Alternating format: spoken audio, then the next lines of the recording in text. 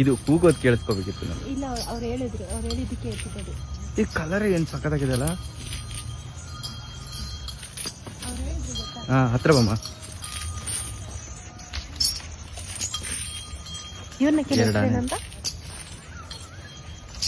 ಇದಾ ಇದೆ ಇವಾಗ ಕೂಗ್ತಲ್ಲ. ಅಣ್ಣ ಹೆಸರೇನಣ್ಣ? ಬೊಬ್ರುವಾಹನ. ಕರಡಿ.